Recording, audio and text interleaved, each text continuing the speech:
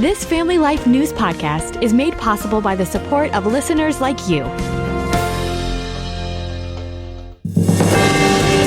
It's the Noon Report from Family Life, bringing a Christian worldview to what's happening in New York, Pennsylvania, across the country, and around the world.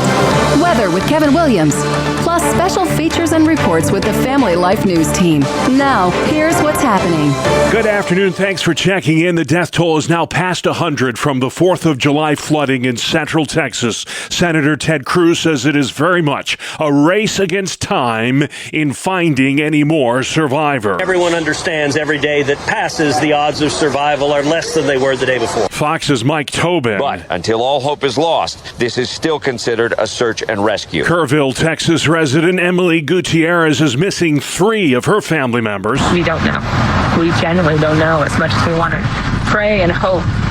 There's only so much a human can actually hold on. NBC's Morgan Chesky has the latest from the Texas Hill Country. Officials say with countless visiting families celebrating the 4th of July weekend in Riverside, cabins, campsites, and RVs, the number of missing is still unknown. We don't know everybody who was here, so we don't know everybody who's missing. As the scale of the devastation comes into focus, 13-year-old Blair Harbor and her 11-year-old sister Brooke were spending the holiday in a cabin with their parents and grandparents.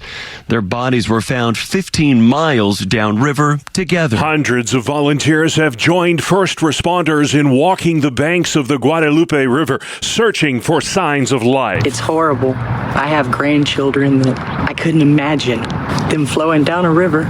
And I'm out here digging in piles with my friend, just hoping that maybe we can find something that reunites somebody back with their family. You can find a list of Christian relief groups who are helping out in flood-wrecked Texas at familylife.org/relief. While we're in Texas, we should mention that nearly a dozen people are now facing charges after a planned ambush on an ICE facility in Alvarado. That's about 20 miles south of Fort Worth. Authorities say these suspects were dressed in military garb and intended to kill those ICE officers. An Alvarado police officer was shot in the neck during that attack, but is expected to survive. Ceasefire talks to wind down the war in Gaza continue today in the Middle East. Here's CBS's Elizabeth Palmer. There's an Israeli team in Doha in Qatar, and there is a Hamas team in Doha in Qatar, and they are indirectly negotiating. They've had 2 days of talks. They're back in session tomorrow. There's been no breakthrough, but they're driving toward a 60-day ceasefire, during which Hamas says it will release about half of the remaining Israeli hostages, alive and dead, and Israel says it will withdraw its military from parts of the Gaza Strip. Meantime, Israeli Prime Minister Benjamin Netanyahu said at a White House dinner last night that he was nominating President Trump for the Nobel Peace Prize for his efforts in seeing an end to the war. I want to present to you, Mr. President, the letter I sent to the Nobel Prize Committee. It's nominating you for the Peace Prize, which is well-deserved. Mr. Trump called Netanyahu's gesture very meaningful. The president says the U.S. will be sending weapons to Ukraine. He says new Russian attacks on Ukrainian cities have left him no choice. I can stop a war, because I have an ability to do so. I'm disappointed, frankly, that President Putin hasn't stopped. I'm not happy about it either. The commander-in-chief says the Ukrainians must have the ability to defend themselves. The president has dispatched more than a dozen take-it-or-leave-it tariff letters to some of our top trading partners in Asia, Africa, and the Balkans. The BBC's Laura Westbrook. Donald Trump said the U.S. goods trade deficits with the countries targeted were a major threat to our economy and indeed our national security. But in an indication that the proposed tariffs could be negotiated down, Trump said that if countries opened their markets, he would consider an adjustment. The deadline for those countries to reach a trade deal with us is August 1st. A judge has issued a temporary restraining order preventing the White House from enforcing part of the so-called Big Beautiful Bill that would block Medicaid funding for Planned Parenthood. Christian pro-life activist Kristen Hawkins says it's time to end taxpayer-funded abortion. President Trump was very clear on the campaign trail that he wanted to end federal involvement with abortion. As long as we're paying $800 million to the nation's largest abortion vendor that's killing 392,000 babies a year, abortion is still federal. The U.S. Supreme Court ruled recently in favor of a South Carolina law that prevented Medicaid dollars from funding Planned Parenthood. Churches are getting the go-ahead to not just talk politics from the pulpit, but to actually endorse candidates. Listen to this from Michael Wallace. Federal law does not allow tax-exempt nonprofits to campaign. But in a new court filing, the IRS says that ban should not apply to houses of worship speaking to their own members. The agency likens it to a family discussion about candidates. 2 Texas churches and a group of Christian broadcasters sued the IRS, demanding all nonprofits be allowed to endorse candidates. The National Council of Nonprofits warns that would allow political operatives to get big tax breaks as they funnel money to their candidates. The trash is piling high in the city of brotherly love. It's day 8 of a sanitation workers' strike in Philadelphia. You are the everyday heroes. Everyday heroes must be treated with respect and dignity, and that means money. 9,000 garbage workers are demanding higher pay and better benefits. The impact of this strike is being felt and smelled throughout the city. It looks bad, it smells bad, and brings in animals and all that kind of bugs, all that. Definitely not good. Oh, this is crazy. Like, this needs to get cleaned up. Like that's a ton of trash.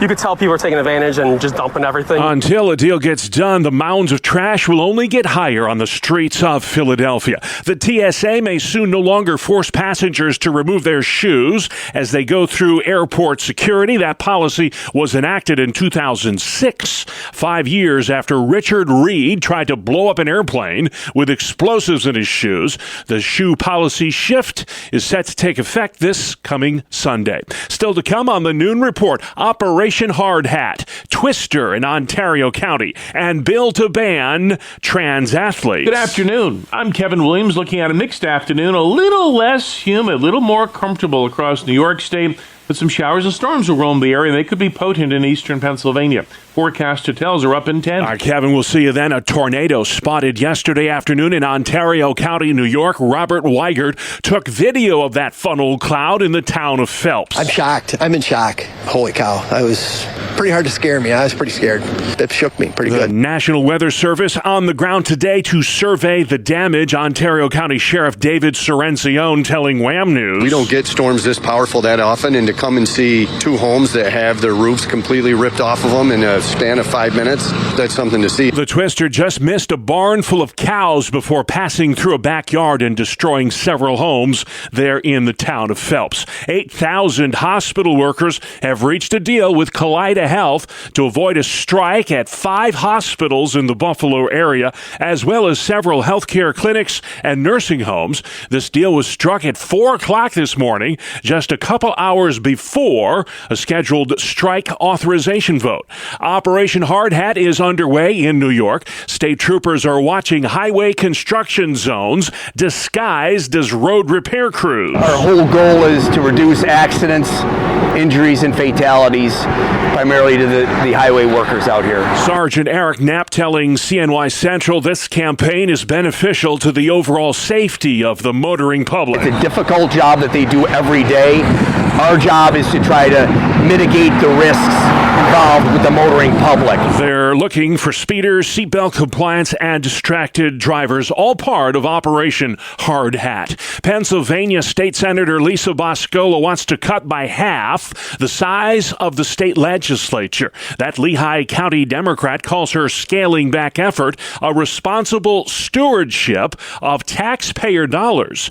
The Commonwealth right now has the largest full-time legislature in the country. It is the 3rd highest paid legislative body in America. Record funding is coming to hundreds of programs in New York that support crime victims and their families. It's a 3-year grant totaling some $380 million.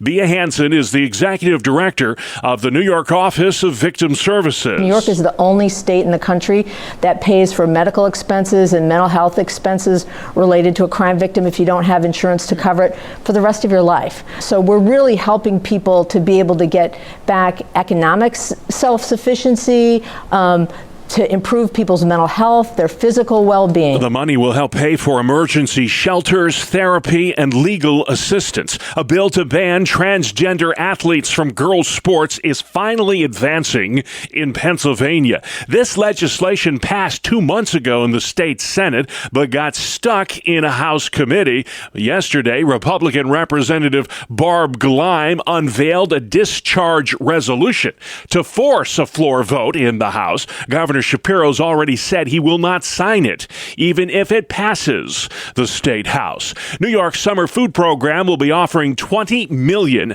free meals to 400,000 kids at almost 2,500 locations over the next couple of months. This program fills a gap for children who rely on school meals for proper nutrition. Rachel Vines runs the summer nutrition program for Syracuse City Schools. We want children to be well fed and nourished all year long. They might be having some level of less nutrition that they should be getting to grow, thrive, and do well during the school year. Experts say the summer months represent a time of uncertainty for impoverished families struggling with food insecurity. Summer meal sites include parks, pools, libraries, camps, schools, and community centers. New York's largest teachers union says the Regents exams given in June included unfair questions in biology and earth science. NYSUT argues those questions did not correspond to what students actually learned over the course of the academic year. The state education department disagrees. It stands behind the exams and plans to post the full tests publicly in the next few weeks. Communities throughout western New York being warned about the dangers of an invasive plant that is spreading like wildfire. Experts warn giant hogweed is more dangerous than poison ivy. If you touch the leaf or the flower, or if by some chance you break open the stem is kind of round and it gets thick. It almost looks like a piece of small bamboo. If the sap gets on you, it actually causes burns. Garden expert Jackie L. Barella telling WGRZ that the flower on this plant resembles Queen Anne's lace and you should avoid it if you spot it. A Pennsylvania politician sponsoring legislation that would prevent the privatization of prisons. Democrat Perry Warren argues criminal justice is the responsibility of the government. About 100,000 individuals are incarcerated in privately run prisons in this country. Warren thinks private prisons have a history of poor service when compared to state-run facilities. Sports next. It's the 2-minute drill on the Family Life Noon Report. Good afternoon, I'm Randy Snavely. Bob, we begin with a couple of NBA notes. The New York Knicks have made it official. Mike Brown is their new head coach. And news out of Indianapolis, also as we expected, Tyrese Halliburton will miss all of next season with that torn Achilles. Surgery has been done on it, and it was successful, but he's got to wait over a year before he starts playing again. It was an abbreviated slate in Major League Baseball. Out in San Francisco, the Giants scored twice in the 8th inning to beat the Phillies 3-1. Bryson Stott had a double and scored Phillies' lone run on a wild pitch. In Kansas City, Bobby Witt went 3 for 4, had a home run and drove in 3. The Royals blew out the Pirates 9-3. Salvador Perez, Vinny Pasquantino, and Nick Lofton also did some yard work for KC. Tommy Pham hit a 2-run shot for the Bucks. Detroit was a 5-1 victor over Tampa Bay. The Blue Jays just keep on winning, 8-4 over the White Sox. Toronto 9-1 in their last 10 games. They have now opened up a 3.5-game lead over the Yankees in the AL East. Cleveland outlasted Houston 7-5. The Angels edged Texas 6-5. Arizona doubled up the Padres 6-3. Milwaukee all over the Dodgers 9-1. And the Reds fell to Miami 5-1. At Wimbledon, the quarterfinals are set. I know he's 38 years old and only the number 6 seed, but do not count out Novak Djokovic. After all, he's won 24 Grand Slams, and 7 of those wins have been on these grass courts. 10th-seeded American Ben Shelton also into the round of 8. That is a look at sports. All right, Randy, man, thank you kindly. And still to come, survival stories from Texas, Bible to school, and the Epstein files revisited. Welcome to Breakpoint, a daily look at an ever-changing culture through the lens of unchanging truth. For the Colson Center, I'm John Stonestreet.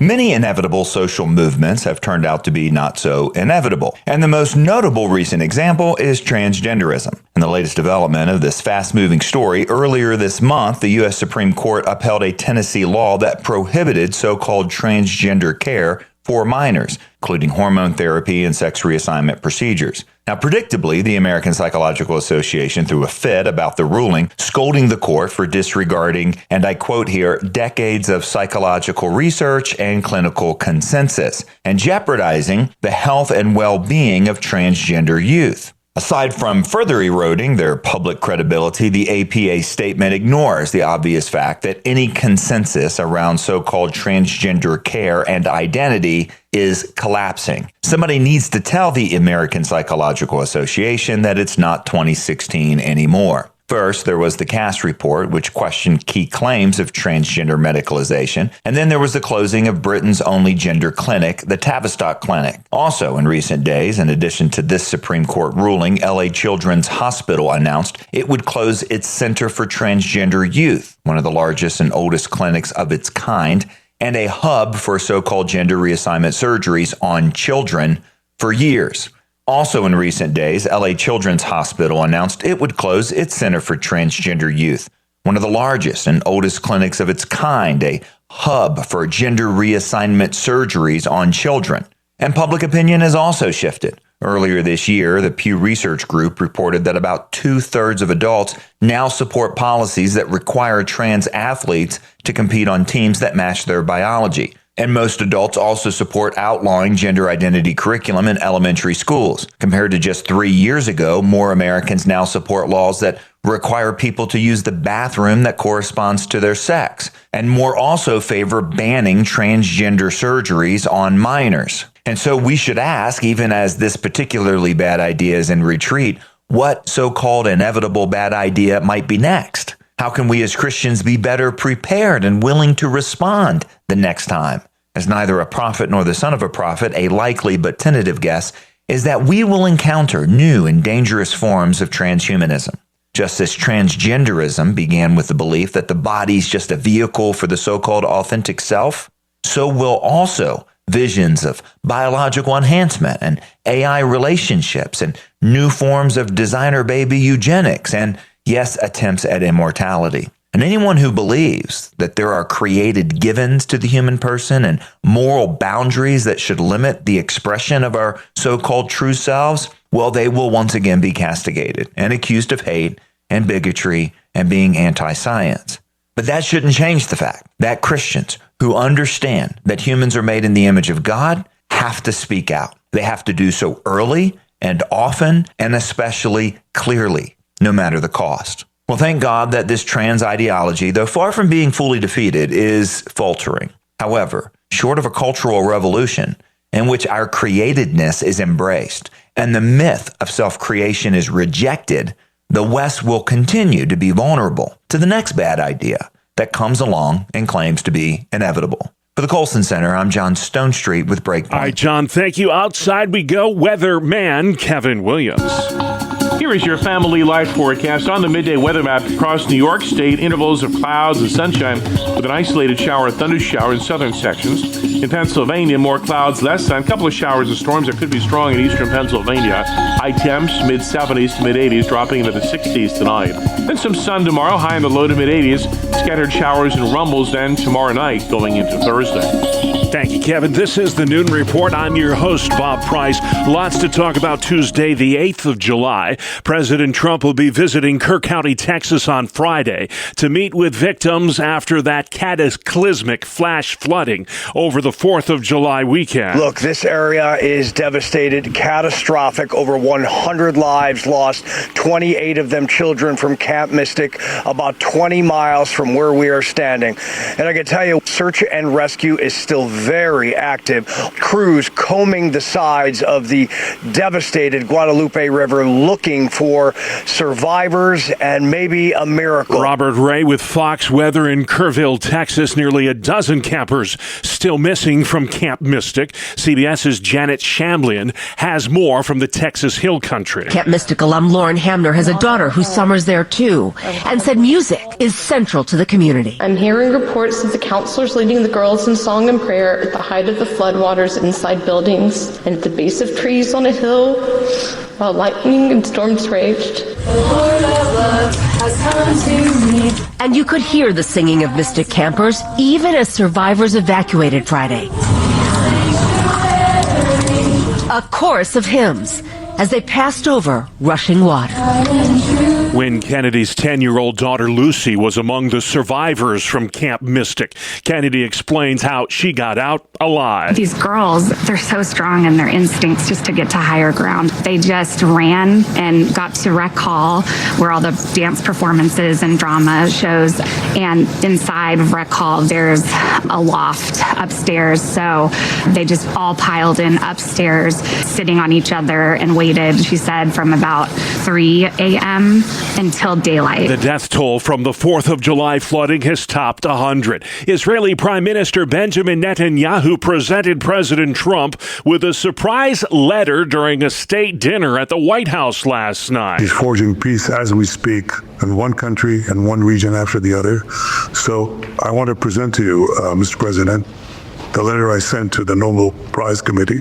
It's nominating you for the Peace Prize, which is well-deserved, and you should get it.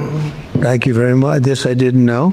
Wow. Meantime, Special Envoy Steve Witkoff is headed to Doha, Qatar this week to continue ceasefire talks between Israel and Hamas. According to an official briefed on the negotiations, it would involve a 60-day pause in hostilities with a phased release of Israeli hostages and the withdrawal of Israeli troops from parts of Gaza. Correspondent Nancy Cordes. The Justice Department's concluded there is no evidence that accused sex offender Jeffrey Epstein had a client list. It also says he committed suicide in jail, contradicting conspiracy theories. White House Press Secretary Caroline Leavitt. The Attorney General and the FBI Director pledged at the President's direction to do an exhaustive review of all of the files related to Jeffrey Epstein's crimes and his death, and they put out a memo in conclusion of that review. There was material they did not release because, frankly, it was incredibly graphic. Conspiracy theorists have long said that Epstein was killed in jail. Not so, says the Justice Department.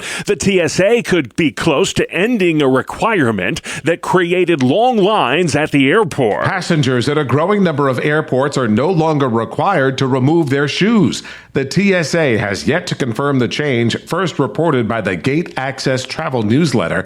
Passengers have been taking off their footwear since 2006, 5 years after the so-called shoe bomber tried to blow up a flight between Paris and Miami. Rory O'Neill reporting. This is the Noon Report on Family Life.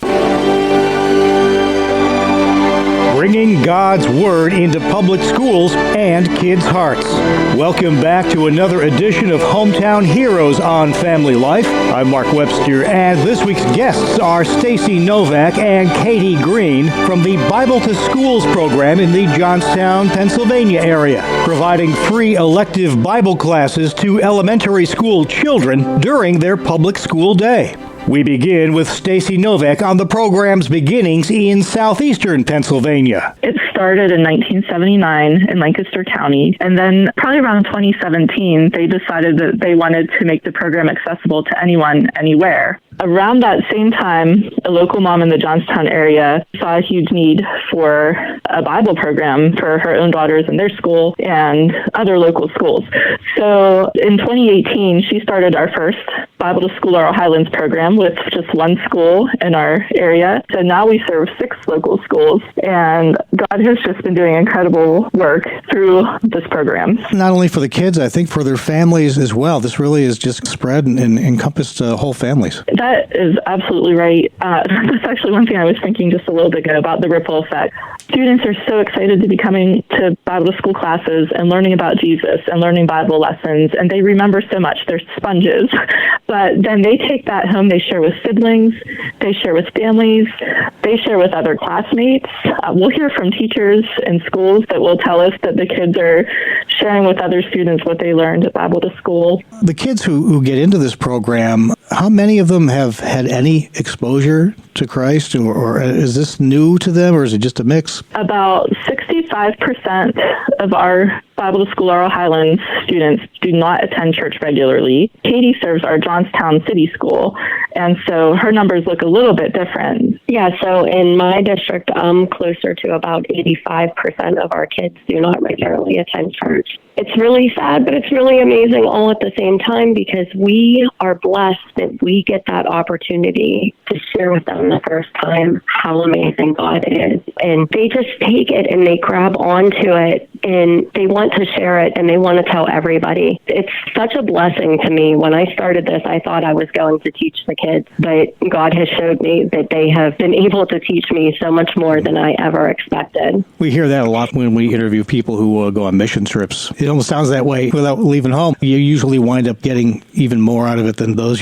they're trying to serve. Absolutely. It is beyond a blessing. You know, our entire team, God is, He's abundant in blessing. And it's not just for the kids, it's for the volunteers, it's for the families. Really, it's for the community. Even when we go back into the school and we're talking to teachers and administrative, they're sharing how it is impacting their time during the week and how kids are looking forward to this and how they are seeing better behavior, better grades, better attendance. It's just like Stacy mentioned, the ripple effect. We will never know how far these seeds will spread. Mm-hmm. And let's go bigger picture for a minute. Beyond the school environment, it's got to have an impact just on the Johnstown area as a whole. Johnstown is not unique in the fact that, everybody's searching for answers, it seems. The world just gets a little scary every morning you wake up, and there is this little beacon of hope shining bright there. I will say one thing that has always stood out to me, and one reason why I do believe God is blessing Bible to School in our area, is to see the unity.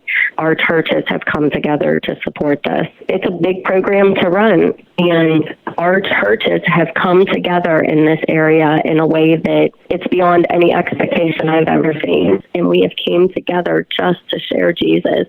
And it's beautiful and it's powerful. As Katie was talking, I just was thinking about how everything around us is constantly changing. Names of buildings or things that they teach at school, or there's nothing that's solid except God's word. Mm-hmm. And we're able to pour that into the children.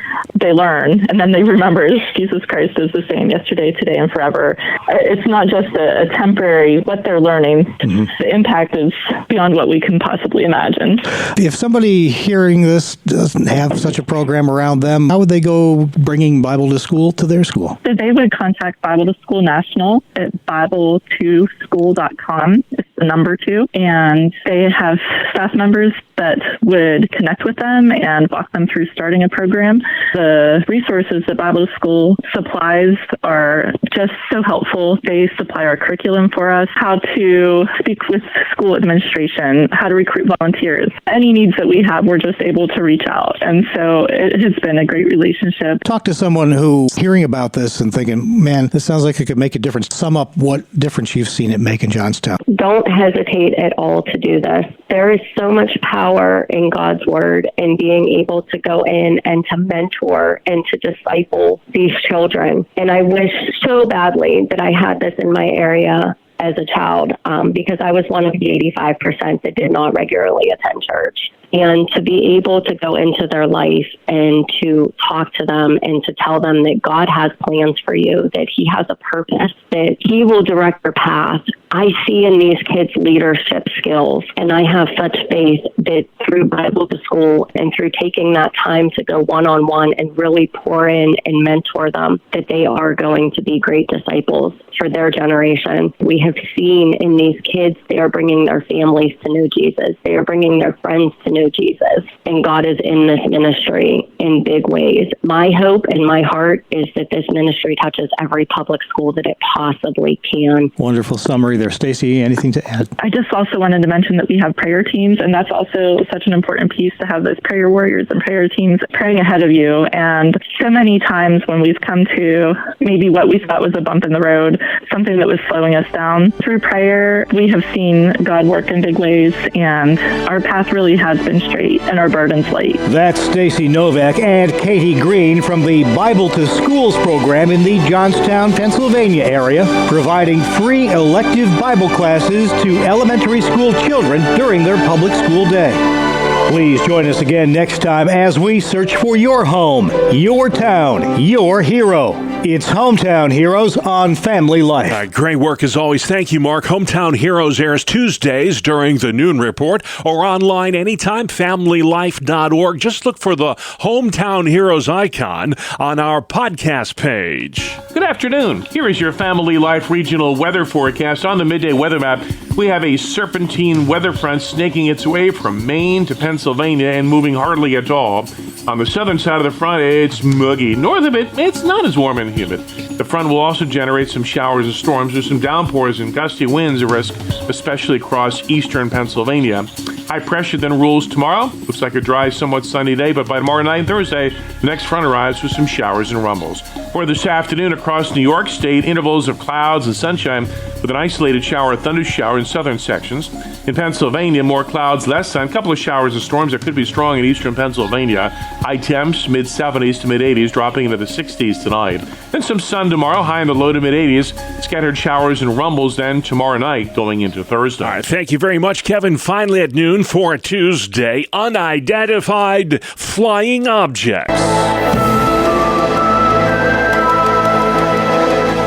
There have been dozens of UFO sightings across New York this year. 66, in fact, since the start of the year. Here's what some of you are saying about those unexplained mystery objects in the sky. Seeing is believing, so I got to see it to believe it. If I seen it, I would believe it. You know what? I've never seen one personally. I would probably say that's something from the government. I tend to think a lot of UFOs are probably just military aircraft. Yeah, I think he's probably onto something there. UFO sightings have been reported in Manhattan, Rochester, Orchard Park, Painted Post, Evan Mills, Unadilla, Penn Yan, and dozens of other places. There were 6 in June alone, with one person reporting they saw a metallic ball flying under their airplane while flying over New York City. And that's our world, the world we live in, Tuesday, the 8th of July. I'm Bob Price, Family Life News. You've been listening to the Noon Report, heard weekdays on Family Life. Thank you for listening.